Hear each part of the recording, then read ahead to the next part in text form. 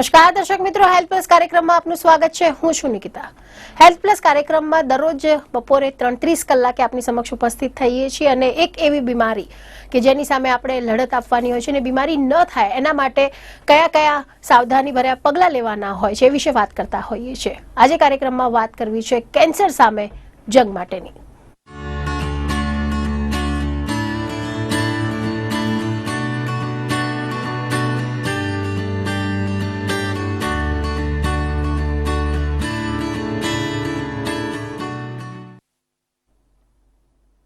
Cancer સામે જંગ કાર્યક્રમમાં આપ સૌનું સ્વાગત છે.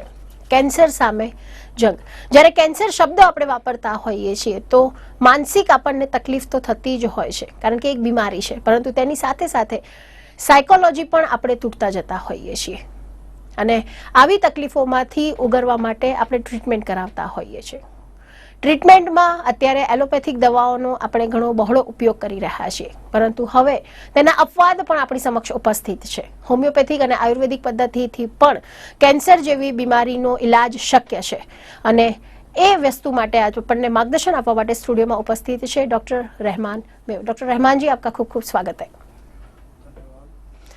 डॉक्टर रहमान, जब हम बात कर रहे हैं कैंसर के बारे में, सबसे पहले सवाल अब ये उठता है कि काफ़ी लंबे समय से जो व्यसन लोग करते हैं उन लोगों का मुंह कई बार नहीं खुलता है और वो नहीं खुलता है, उसके पीछे वजह क्या हो सकती है? क्या इसको भी कैंसर का एक स्टेप उस दिशा में आगे है, वैसा कुछ बोल सकते हैं क्या?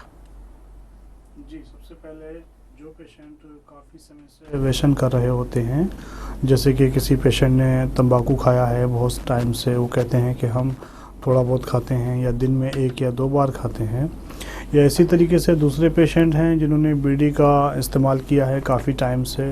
तो मोस्टली बीड़ी के केसेस में ख़ुद मैंने ऑब्ज़र्व किया है, पेशेंट को चेक किया है, जो अंदर का सेल्स है दोनों साइड का, गाल का ये भाग और ये भाग, तो अंदर के जो मसल्स हैं वो ब्लैक डेड स्किन हो जाती है, काला पड़ जाता है. इसी तरीके से दूसरे तंबाकू का इस्तेमाल है या शराब का इस्तेमाल है, तो हमारी जो मसल्स है, चमड़ी होती है, वो पूरी तरीके से ब्लैक रहती है, काली पड़ जाती है, डेड स्किन, जिसमें जान नहीं रहती, ख़त्म हो जाती है. सेंसिटिविटी या उसका महसूस करना वो पूरी तरीके से ख़त्म हो जाता है.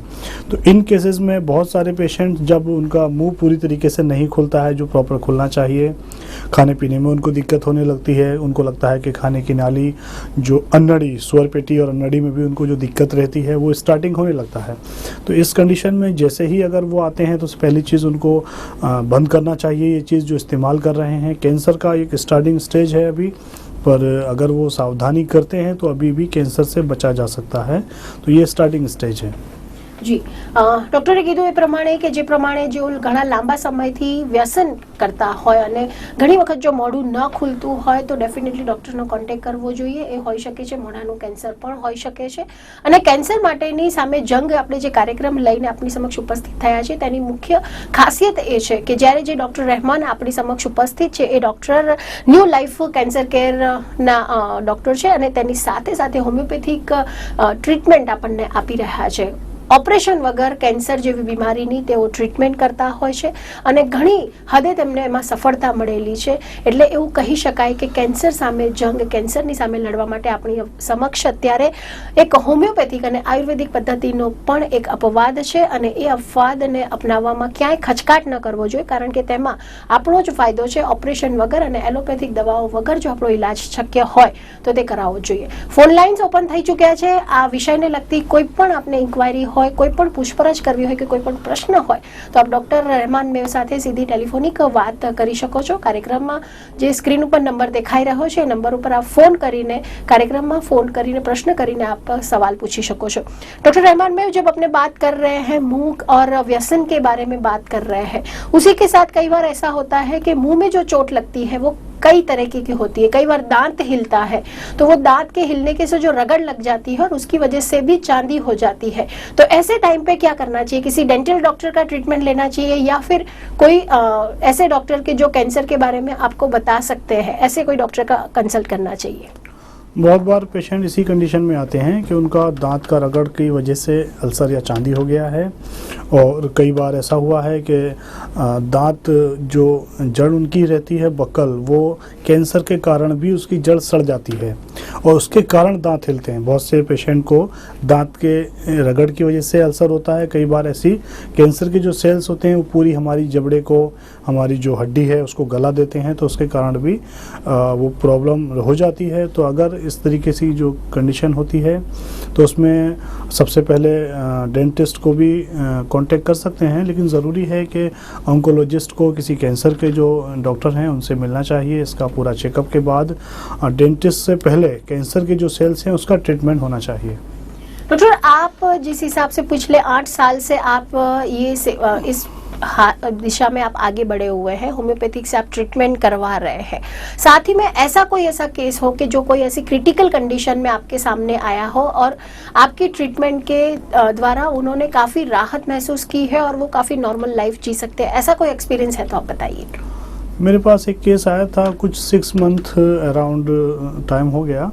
प्रोस्टेट का केस था, जिसने रेडिएशन भी लिया हुआ था, केमोथेरेपी नहीं लिया है लेकिन रेडिएशन उन्होंने ले लिया था। उसके बाद भी उन्होंने रिपोर्ट कराया था, सीटी स्कैन, और उसमें प्रोस्टेट का कैंसर का सेल्स बाकी था, यानी काफ़ी रेडिएशन पूरा करने के बाद भी उसमें कैंसर के सेल्स बाकी थे। दोबारा से ऑपरेशन करने की उनको एडवाइस दी गई, सलाह मशवरा दिया गया। उन्होंने मेरा कंसल्ट किया, मैंने प्रॉपर 6 मंथ का उनको ट्रीटमेंट का कोर्स बताया और उन्होंने वो पूरा किया। पूरा करने के बाद रिपोर्ट आई तो उसमें कंप्लीट नॉर्मल हो गया था और काफ़ी वो अभी नॉर्मल ज़िंदगी जी रहे हैं। ये मेहसाणा का एक केस था, वेजलपुर का।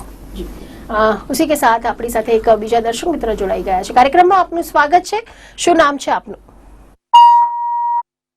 ફોન કहीं ડિસ્કનેક્ટ हो रहे। દર્શક મિત્રોને ખાસ વિનંતી કે જ્યારે પણ આપ ફોન લાઇન્સ ઉપર કોન્ટેક્ટ કરો છો ત્યારે તમારા ટીવી સેટનો અવાજ બંધ રાખવો અને જે પણ પ્રશ્ન હોય તે પ્રશ્ન આપ સીધો પ્રશ્ન આપ પૂછી શકો છો। આજે આપણે વાત કરી રહ્યા છીએ કેન્સર સામે જંગની। કેન્સરની સામે જંગ તો આપણે લડી જ રહ્યા છીએ, પરંતુ જંગ લડવા માટેનો આપણી પાસે એક અપવાદ ઉપસ્થિત છે, એ છે હોમિયોપેથિક અને આયુર્વેદિક ટ્રીટમેન્ટથી તેની આપણે દવા કરી શકીએ છીએ અને એ બીમારીથી આપણે મુક્ત થઈ શકીએ છીએ। ન્યૂ લાઈફ કેન્સર કેરની જો વાત કરવામાં આવે તો New Life cancer care doctor Rahman મેવનું છે, જે કેન્સર રોગના નિષ્ણાત છે અને કેન્સર વગરના ઓપરેશન કેન્સર એ વગર ઓપરેશનની બેસ્ટ ટ્રીટમેન્ટ તેઓ આપે છે, હોમિયોપેથિકથી ટ્રીટમેન્ટ આપે છે અને આયુર્વેદિક પદ્ધતિથી પણ તેઓ ટ્રીટમેન્ટ કરી રહ્યા છે અને ઘણા કેસમાં તેમને એવી સફળતા મળી છે કે જેવા સ્ટેજ ઉપર કેસ પહોંચ્યા છે તેમ છતાં પણ તે એક કેસને સોલ્વ કરી અને તેમને નોર્મલ કરી ચૂક્યા છે। એ સાથે જ આપણે વાત કરી રહ્યા છીએ કેન્સર એટલે કે વ્યસન આપણને ઘણું તકલીફ દેતું હોય છે, એટલે વ્યસન મુક્ત રહેવું જોઈએ તેવો ડોક્ટર રહેમાન મેવનો સંદેશો છે અને એ સંદેશો वारंवार પોતાના એપિસોડ દરમિયાન તેઓ આપતા હોય છે। डॉक्टर रहमान, जब अपने बात कर रहे हैं, मैसेजेस की बात कर रहे हैं, सोशल मीडिया में कई बार व्हाट्सएप है, एफबी है, कई बार ऐसे मैसेजेस पास ऑन होते हैं कि कोई भी ड्रिंक लो, कभी सोया का जूस ले लो, कभी आंवला का जूस ले लो, कभी त्रिफला या कभी शीशम का, ऐसे जूस लेने से आप कैंसर की बीमारी से बच सकते हैं, ऐसे कई बार आते हैं। इसको कितना फॉलो करना चाहिए और इसमें कितनी सच्चाई है? हाँ, अक्सर ऐसे मुझसे भी पेशेंट का क्वेश्चन रहता है, सवाल करते हैं बहुत से पेशेंट। तो इसमें अक्सर जरूरी ये है कि देखिए बहुत से डॉक्टर आपको बीच में रोकना पड़ेगा। अपने साथ एक दर्शक मित्र जुड़ गए हैं। कार्यक्रम में आपનું સ્વાગત છે। આપનું નામ જણાવશો? इसको कितना फॉलो करना? जी, कार्यक्रम में आप જોડાઈ ચૂક્યા છો। આપનું નામ જણાવશો? पेशेंट का क्वेश्चन रहता है, सवाल कर। हेलो हेलो जी, કાર્યક્રમ में આપનું સ્વાગત છે। પહેલા આપનો ટીવી સેટ નો અવાજ બંધ કરી દેશો અને આપનું નામ જણાવશો। દર્શક મિત્રોને ખાસ જણાવવાનું કે જ્યારે પણ આપ કોલ લગાવો છો આપના ટીવીનો અવાજ બંધ કરી દેશો કે જેનાથી આપનો कीमती समय न बगड़े અને ડોક્ટરનો પણ कीमती समय न बगड़े।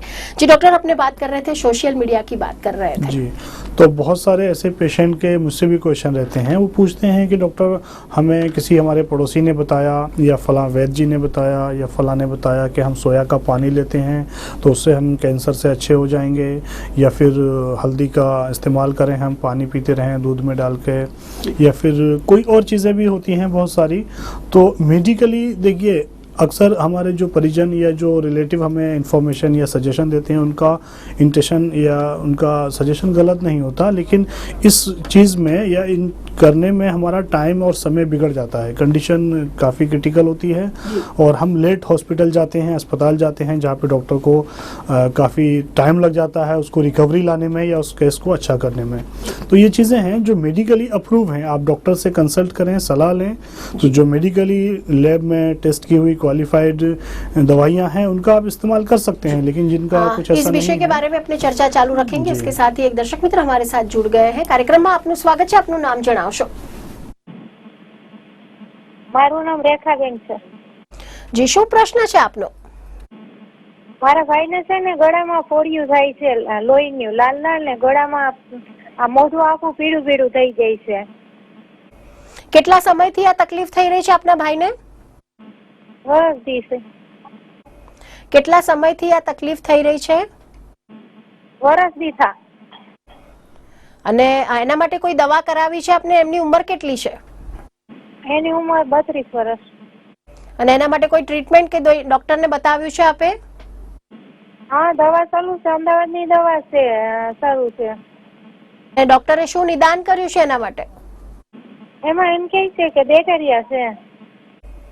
जी, पेशेंट है, उनकी सिस्टर का फोन है और उन्होंने बताया कि उनके गले में छोटी छोटी लाल लाल फुंसियाँ हो जाती है और मुंह पूरा पीला पड़ जाता है।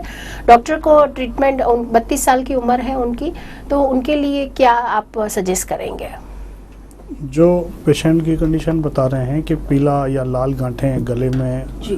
हो गई हैं, ये अक्सर कब्जियत, कॉन्स्टिपेशन, पेशेंट को खाना डाइजेस्ट बेहतर ना होना या फिर कुछ व्यसन या तंबाकू का अगर इस्तेमाल होता है तो उसके अगेंस्ट में भी ये लाल दाने या फिर गांठें बन जाती हैं। और या फिर कुछ एलोपैथ मेडिसिन का यूज़ ज़्यादा हो रहा है, तो अगर कुछ ऐसा है तो उसके कारण भी ये गांठें और लालपन हो जाता है। सबसे पहले पेट का सफाई ज़रूरी है ताकि पेट में जो गर्मी ना हो, डाइजेस्ट बेहतर हो और पेट सफाई रहे। दूसरा चीज़, उनको ऐसा हेल्थी ड्रिंक्स दें जिसकी गर्मी शरीर में ना हो और शरीर में उसका साइड इफ़ेक्ट कुछ ना हो, गर्मी ना करे, तो वो जूस दे सकते हैं। उसके बाद अगर जो ज़रूरी है इम्पोर्टेंस कि वो कैंसर अभी है या नॉर्मल गांठें हैं। अगर वो कैंसर है तो उसका ट्रीटमेंट किया जा सकता है, तो उसके लिए आप चेकअप कराएं। ऑन्कोलॉजिस्ट जो डॉक्टर हैं आपके आस पड़ोस में, तो वहाँ ले जाके उनका टेस्ट करवाइए और उसमें पता चलेगा कि नॉर्मल सादा अभी है या फिर वो कैंसर हो चुका है। जी, કાર્યક્રમમાં જોડાવા બદલ આપનો આભાર। અને જે પ્રમાણે ડોક્ટરે જણાવ્યું એ પ્રમાણે કે નજીકના કોઈ પણ સેન્ટરમાં જઈને આપ એના માટેના ટેસ્ટ કરાવો, એ જે ફોડલીઓ થાય છે અને એ ફોડલીઓના ટેસ્ટ કરાવ્યા પછી આગળનું નિદાન આપણે મેળવી શકાય છે। એ સાથે જ આપણી સાથે બીજા દર્શક મિત્ર જોડાઈ ગયા છે। કાર્યક્રમમાં આપનું સ્વાગત છે, આપનું નામ જણાવશો? हेलो, જી, કાર્યક્રમમાં આપ જોડાઈ ચૂક્યા છો, આપનું નામ જણાવશો? મારું નામ જામનગરથી બોલું, ચાવડા હિકીભાઈ. મારે વરસથી પહેલા કેન્સર ઓપરેશન કરાયેલું છે, પણ શરૂઆત હતી પહેલો સ્ટેજ છે, પજો ઉતરતો હતી છેલ્લા 2 વર્ષ થયા, એટલે વર્ષ બી થયા, અને ઓપરેશન થઈ ગયું મારું કેન્સર. માં કેન્સર છે? કેન્સર હતું, ઓપરેશન કરેલું છે મારું ગળામાં, એટલે કે સાઈડ પેટામાં પહેલો સ્ટેજ હતો. અને આપની ઉંમર કેટલી છે એ પણ જણાવશો? મારે સોજો ઉતરતો નથી, ઓપરેશન કર્યા પછી સોજો બહુ છે, એટલે એ ડોક્ટરે એમ કીધું 2 વર્ષ સોજો રહે, પહેલા કે 6 મહિના હવે કે 2 વર્ષ સોજો ઉતરતો નથી, સોજો હોય ને સોજો। जी, डॉक्टर उनका कहना है कि उनका ऑपरेशन करवा चुके, गले में उनका कैंसर का ट्रीटमेंट 1 साल पहले करवाया है और ऑपरेशन हो जाने के बाद वो स्वेलिंग नहीं कम हो रही है, तो उसके पीछे क्या वजह हो सकती है?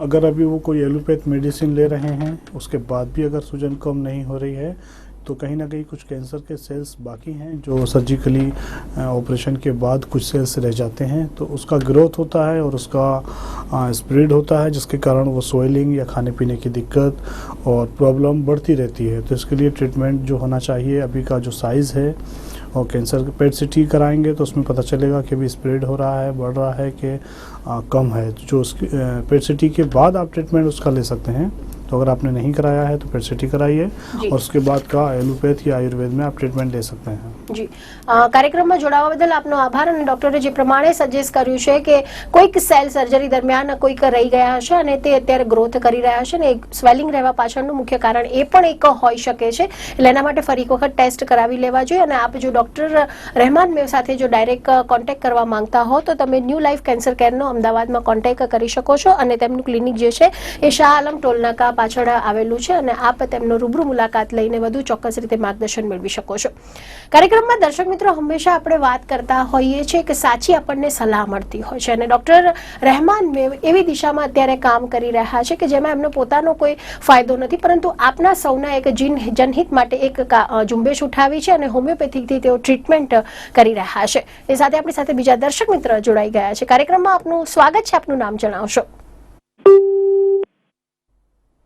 દર્શક મિત્રો આપણે જે પ્રમાણે વાત કરી રહ્યા છીએ કે કેન્સરની નામ સાંભળતાની સાથે જ આપણે સાયકોલોજીકલ કેન્સર એટલે કેન્સર એવું સમજી લેતા હોઈએ છીએ પરંતુ આ વાતને ડોક્ટર રહેમાન મેવે ખોટી સાબિત કરી છે કારણ કે તેમનો ઇલાજ કરવાનો બીજો અપવાદ એમણે આપણી સમક્ષ મૂક્યો છે।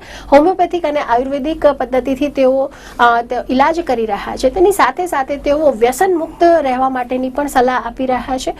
સવાલ હવે એ ઊભો થઈ રહ્યો છે કે એની સાથે આપણને બીજા જે सजेशंस मिली रहा है આપણે એની વાત કરી રહ્યા છીએ।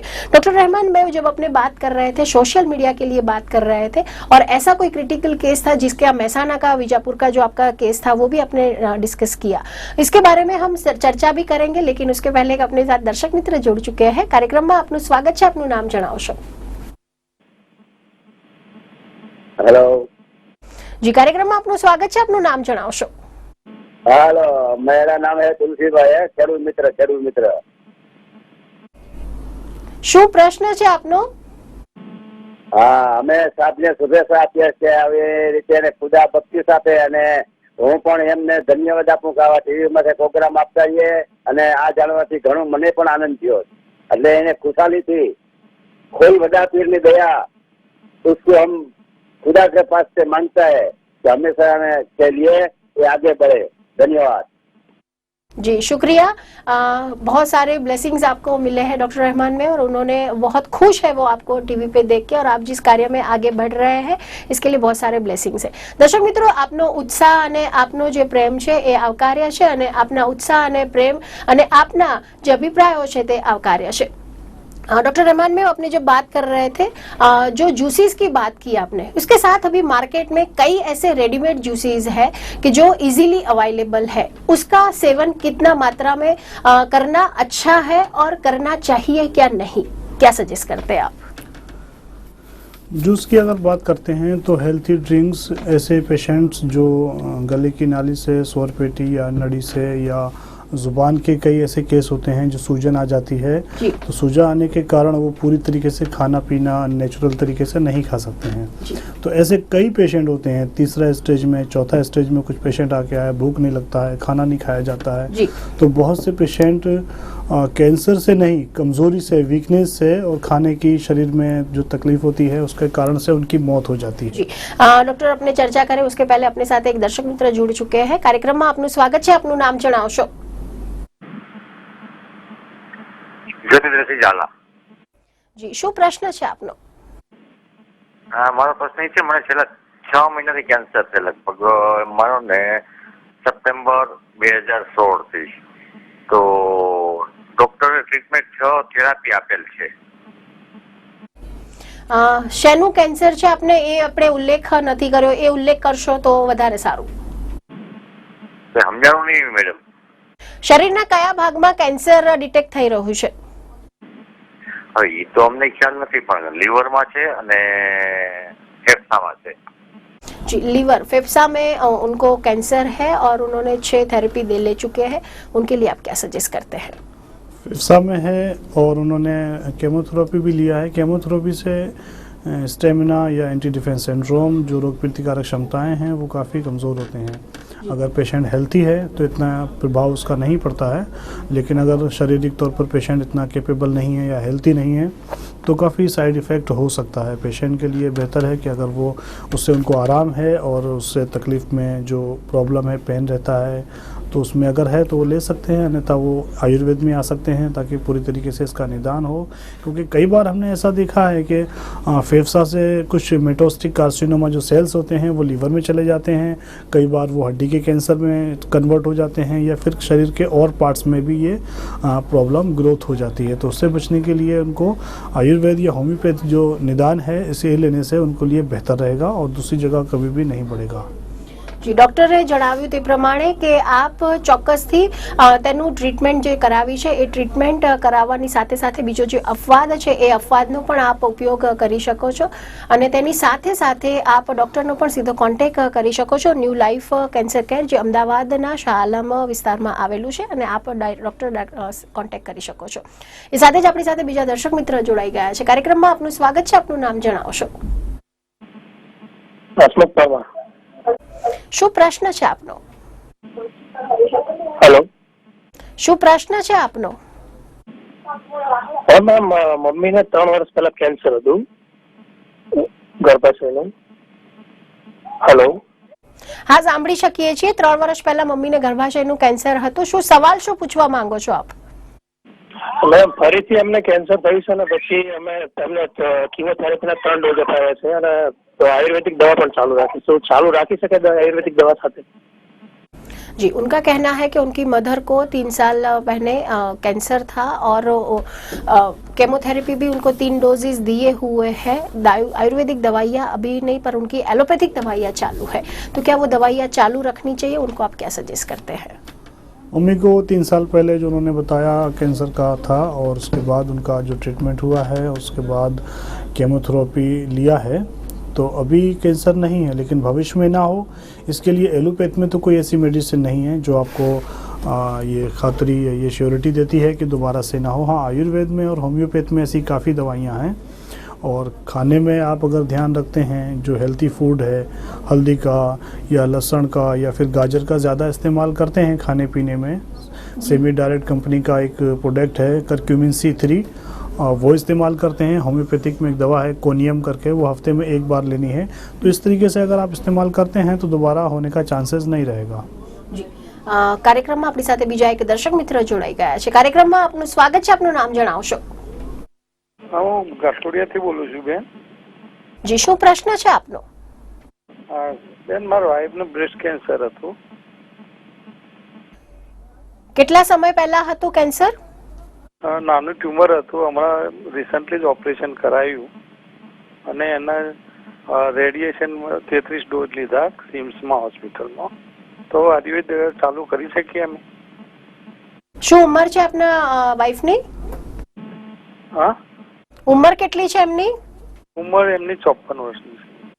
जी, उनका कहना है कि उनकी वाइफ को ब्रेस्ट कैंसर था, अभी जस्ट रिसेंटली उनका ऑपरेशन करवाया है, ब्रेस्ट कैंसर था और 54 उनकी एज है। तो क्या अब उनको आगे फ्यूचर में कोई तकलीफ ना हो उसके लिए कोई क्या आयुर्वेदिक पद्धति से वो ट्रीटमेंट करवा? बिल्कुल सेम जो मैंने अभी जो पहले कॉलर थे उनके लिए जो बताया है वही सेम आपके लिए भी रहेगा कि दोबारा से कैंसर ना हो, कैंसर के सेल्स दोबारा से क्रिएट ना हो, उसके लिए सबसे पहली चीज़ खट्टा या तीखा खाने पीने में ज़्यादा ऑयली ये फूड इस्तेमाल ना करें, हेल्थी जो खाना है वो खाएं।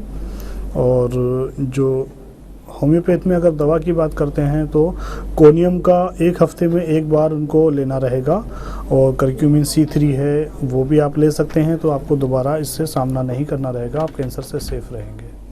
કાર્યક્રમમાં ફોન કરવા બદલ આપનો આભાર। અને જે પ્રમાણે ડોક્ટર આપણને સજેસ્ટ કરી રહ્યા છે એ દવાઓ અને મેડિસિન્સનો ઉપયોગ ત્યારે જ કરી શકાશે કે જ્યારે આપણને તેના માટેનું સચોટ અને ચોક્કસ માર્ગદર્શન મળી રહેશે। સચોટ અને ચોક્કસ માર્ગદર્શન મેળવવા માટે હોમિયોપેથિક અને આયુર્વેદિકથી કેન્સર જેવી બીમારીની ટ્રીટમેન્ટ કરાવવા માટે એક વખત ચોક્કસ ડોક્ટર રહેમાન મેવનો કોન્ટેક્ટ કરવો જોઈએ અને ડોક્ટર રહેમાન મેવ આપને ઉપસ્થિત થશે, મળશે આપને ન્યૂ લાઈફ કેન્સર કેરમાં જે અમદાવાદમાં આવેલું છે। એ સાથે જ આપણી સાથે બીજા દર્શક મિત્ર જોડાઈ ગયા છે। કાર્યક્રમમાં આપનું સ્વાગત છે, આપનું નામ જણાવશો? हेलो जी, कार्यक्रम में आप जोड़ाई चुक्या छो, आपनु नाम जणावशो? हाँ, मैं मैम मुश्ताक अहमद बोल रहा हूँ श्रीनगर से। हकीम साहब अभी किसी के बारे में पूछ रहे थे, वो इसके वो कैंसर का वो कह रहे थे गाजर हेलो। हाँ मैम, ये गाजर के खाने से कैंसर, वो कह रहे थे उसको गाजर खाए या हल्दी ज्यादा लें। आपका सवाल समझ में नहीं आ रहा है, आप क्या सवाल करना चाहते हैं?